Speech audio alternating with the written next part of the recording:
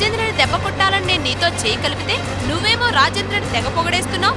సరే, ఈ రోజుతో నీకు నాకు మధ్య ఉన్న ఒప్పందం.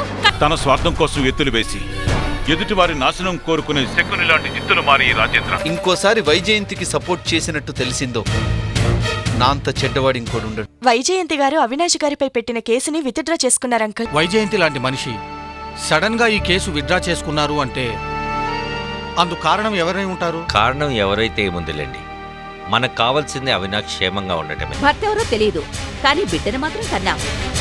నీ బిడ్డకి తండ్రెవరని ఎవరైనా ప్రశ్నిస్తే కనీసం నీ దగ్గర సమాధానమేనా ఉందా?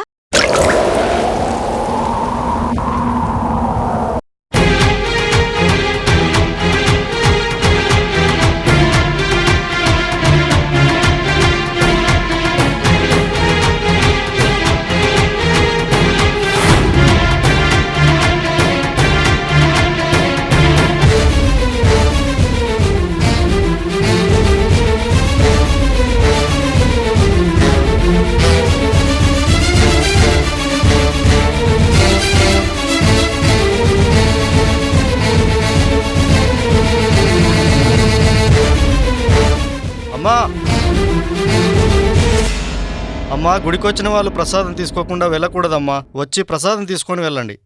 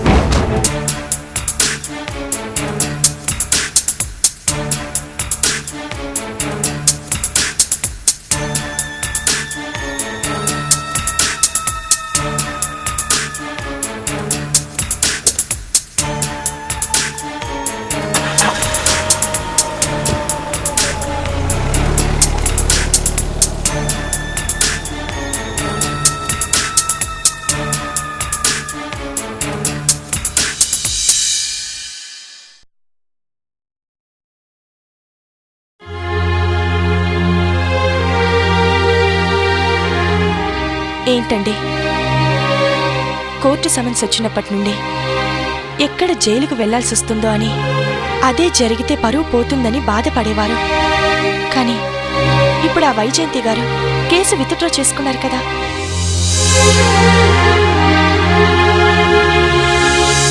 ఈ సమయంలో సంతోషంగా గడపాల్సింది పోయి ఇలా దిగులుగా కూర్చున్నారేంటండి? ఇప్పటి వరకు జీవితం మీద ఆశ ఉండేది కాదు, కానీ ఇప్పుడు బతకాలనిపిస్తోంది భార్గవి. కానీ బతకటం అనేది ఎడారి లాంటి నా జీవితంలో ఒక ఒయాసిస్ లాగే కనిపిస్తోంది. చచ్చిపోతాననే విషయం తెలిసి కూడా ఆ నిజాన్ని భరించలేకపోతున్నాను. అన్నీ తెలిసిన మీరే ఇలా మాట్లాడితే మాలాంటి వాళ్ళు ఎలా మాట్లాడాలి? ఇక మమ్మల్ని ఓదార్చేవారెవరు? ఓదార్పు ఏనాడు ఏ పాపం చేశానో కానీ ఇప్పుడు ఆ భగవంతుడు నన్ను ఇలా శిక్షిస్తున్నాడు. మీరిలా నిరాశగా మాట్లాడకండి. ఇప్పుడున్న పరిస్థితిలో వైజయంతి కేసు విత్డ్రా చేసుకోవడం అంటే మామూలు విషయం కాదు. ఆమె కేసు విత్డ్రా చేసుకోవడానికి కారణం ఏదైనా మనకు మాత్రం రిలీఫ్గా ఉంది. ఇప్పటికైనా తనలో మార్పు వస్తే సంతోషమే కదండి. ఇలాంటి చిన్న చిన్న సంతోషాలే మనిషి ఆయుష్ని మరింత పెంచుతుంది. ఏమో భార్గవి, ఆనందం ఆయుష్ను పెంచుతుందేమో కానీ మృత్యువు తుఫాన్లా వెంటబడుతూ ఉంటే ఆనందమే కాదు, ఆ భగవంతుడు కూడా నన్ను కాపాడలేడు.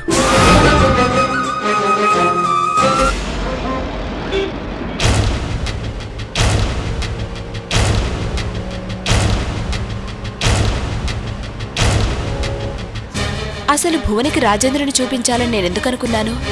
నేను తొందరపడ్డానా?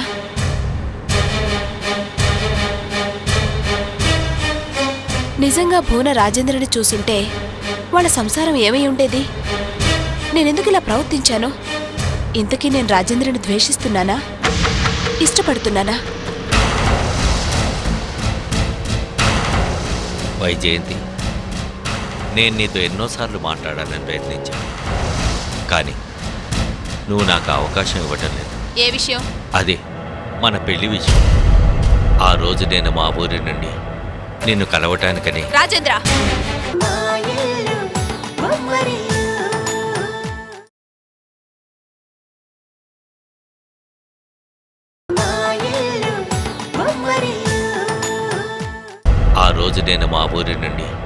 నిన్ను కలవటానికని రాజేంద్ర, నీకెన్నోసార్లు చెప్పాను ఆ పీడకల గురించి మాట్లాడొద్దని. నా 20 సంవత్సరాల యవ్వనాన్ని కాలరాసిన దుర్మార్గుడివి నువ్వు. నీ మాటలతో నా జీవితాన్ని పాడు చేసిన మోసగాడివి నువ్వు. ఇంకా నీ మాటలు విని మోసపోవటానికి అమాయకురాలైన ఆ వైజయంతిని కాదు. అది కాదు వైజయంతి. Stop it. నువ్వు నా డ్రైవర్వి. కేవలం డ్రైవర్గా మాత్రమే ఉండు. I'm sorry madam. Very good. Madam, madam అనే పిలు. చాలా బాగుంది. దీన్నే కంటిన్యూ చేయి. ఓకే.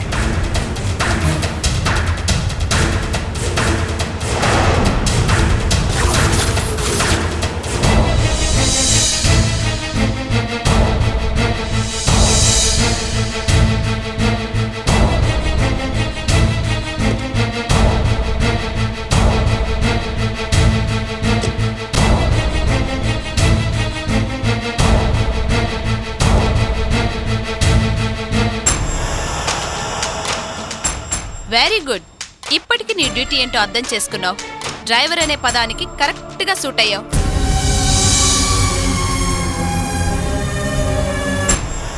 ప్రసాదం తీసుకుని లోపలికి రా.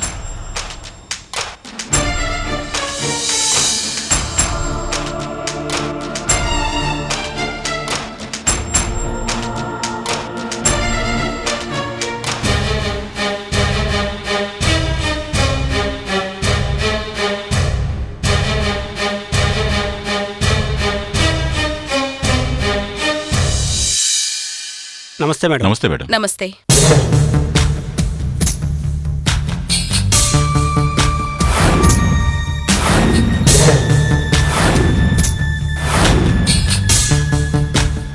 కూర్చోండి.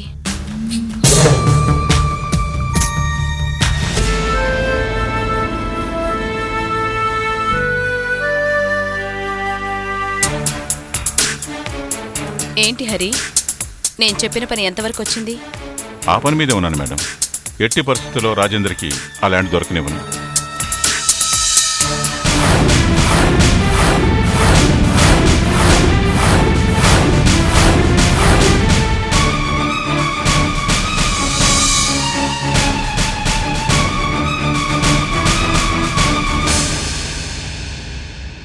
ఏంటలా చూస్తున్నారు? ఇతని పేరు రాజేంద్ర, నా కొత్త డ్రైవర్.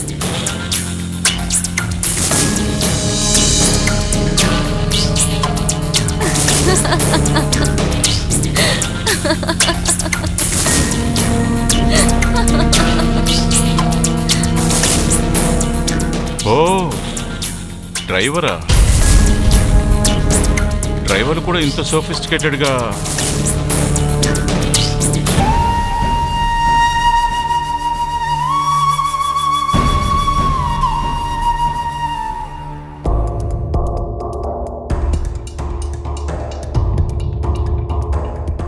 నాకు చాలామంది ఆటో డ్రైవర్లు, ట్యాక్సీ డ్రైవర్లు పరిచయం మేడం. అందుకే మీ డ్రైవర్ను చూసి ఆశ్చర్యపోయాను. తమరి స్థాయి అదేగా. ఆ ప్రసాదం ఇక్కడ పెట్టి బయటకు వెళ్ళి నిల్చో. అలాగే.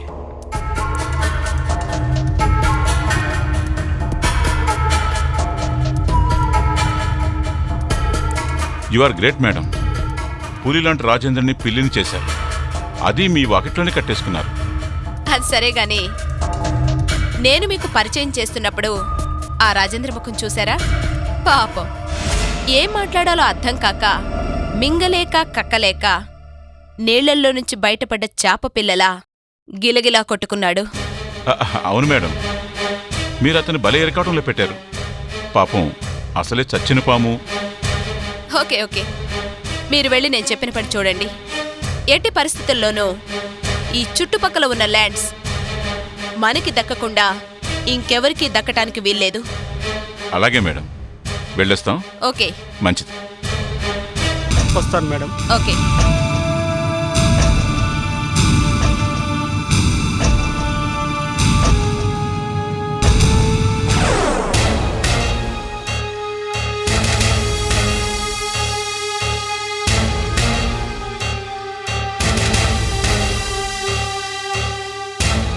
హలో రాజేంద్ర,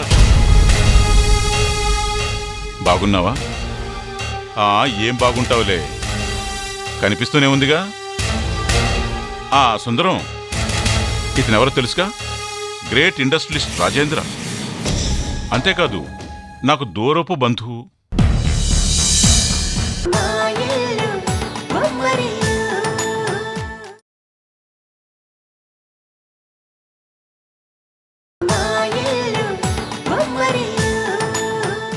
ఇతనెవరో తెలుసుగా? Great industrialist Rajendra. అంతేకాదు నాకు దూరపు బంధువు. ఏంటి రాజేంద్ర అలా చూస్తున్నావు? దూరపు బంధువు అన్నానే. అదేలే, మా తమ్ముడికి 2వ భార్య తండ్రివి. పాపం ఎలా ఉండేవాడో ఇలా అయిపోయాడు. ఏం చేస్తాం సార్, కాలం కలిసి రాకపోతే తాడే పామై కాటేస్తుంది. అయినా వసుదేవుడు అంతటి వాడికే గాడిద కాళ్ళు పట్టుకోక తప్పింది కాదు. ఏంట్రా ఏం బాగుతున్నావు? ఇంతకి నీ ఉద్దేశంలో గాడిదెవర్రా? అబ్బే, నా ఉద్దేశం ఏమి లేదు సార్. కురుక్షేత్ర యుద్ధంలో అర్జునుడికి రథం నడిపింది శ్రీకృష్ణుడే కదా.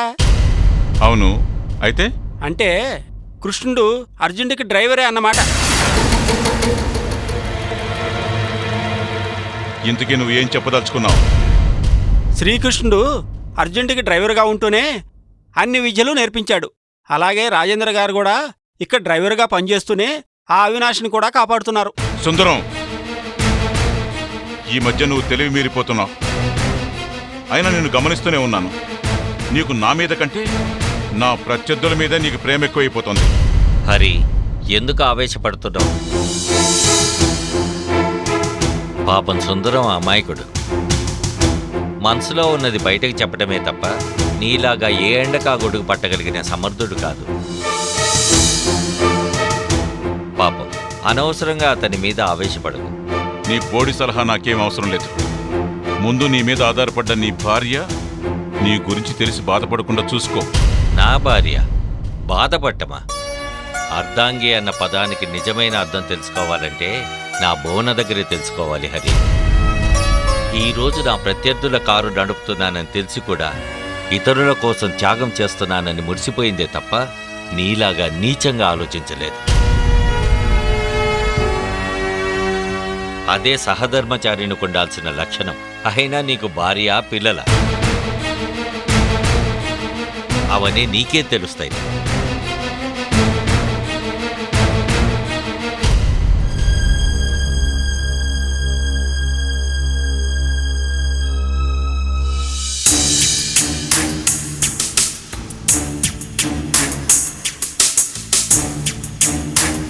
ఏం జరిగింది సార్, ఇంత సీరియస్గా ఆలోచిస్తున్నారు? బంగారం లాంటి అవకాశం మిస్ అయిపోయింది. బంగారం లాంటి అవకాశం? అవును సుందరం, ఆ రాజేంద్ర వైజయంతికి డ్రైవర్గా పనిచేస్తున్నాడన్న విషయం తెలియగానే తెగ ఆనందపడ్డాను. ఈ విషయాన్ని ఎలాగైనా సరే బోనకు చెప్పేద్దామనుకున్నాను. బోనకు తెలిస్తే గుండె పగిలి చస్తుంది, దాంతో ఆ రాజేంద్ర పని అయిపోతుంది అనుకున్నాను. కానీ ఆ రాజేంద్ర మనకు అవకాశం ఇవ్వకుండా బోనకి ముందే ఈ విషయం చెప్పేశాడు. అంతేకాదు సార్, ఆ వైజయంతి గారి దగ్గర డ్రైవర్గా చేరిన రాజేంద్ర గారు ఆ అవినాష్ని కోర్టు కేసు నుంచి బయటపడేశారంట. 10 మందికి వెలుతురివ్వటం కోసం కొవ్వొత్తు కరిగిపోయినట్లుగా తను కరిగిపోయినా ఎదుటివారి బాగోగుల గురించి ఆలోచించే మహానుభావుడు సార్ ఆ రాజేంద్ర గారు.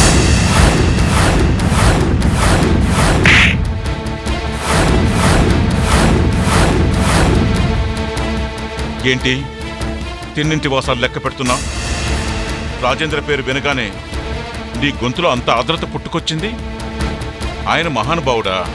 అంటే నీ దృష్టిలో నేను దుర్మార్గున్నా? ఏమో సార్, మీ గురించి నాకంటే మీకే బాగా తెలుసు. చా, అసలు నాకేమీ అర్థం కావడం లేదు. ఎవరు నా శత్రువు, ఎవరు నా మిత్రుడో నాకేం అర్థం కావడం లేదు. వాడిని చూస్తే వాడే మన సొంత తమ్ముడై ఉండి కూడా నా పాలిట విభీషణుడై కూర్చున్నాడు. నువ్వు చూస్తే కౌరవుల పక్షాన ఉండి పాండవుల శ్రేయస్సు కోరుకున్న శకునిలాగా తయారయ్యావు. 24 గంటలు చెత్త కుండీలు ఎత్తుకొచ్చిన బిడ్డనెత్తుకుని ఆ ప్రియ నాకు మనశ్శాంతి లేకుండా చేస్తుంది. పడతాను, మీ అందరి భరతం పడతాను.